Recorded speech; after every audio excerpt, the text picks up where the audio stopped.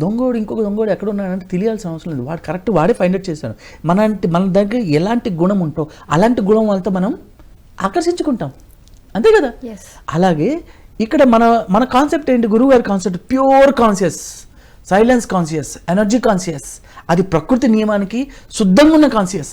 ఎప్పుడైతే ఆయన చేసుకుంటూ వెళ్ళారో అలా అలా అలా అలా చిలికి 100 మందితో పెట్టింది 1000 మందికి, 1000 మంది నుంచి 10,000 మందికి, 10,000 మందికి నుంచి లక్షల మందికి అని ఎన్నో యజ్ఞాలు యాగాలుగా చేశాం.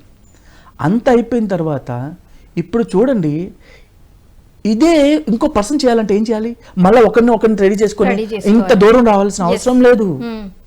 ఈ సమూహం ఆల్రెడీ ఆయన ప్రిపేర్ చేసుకున్నారు. సో జస్ట్ మీరు అనౌన్స్ చేయండి,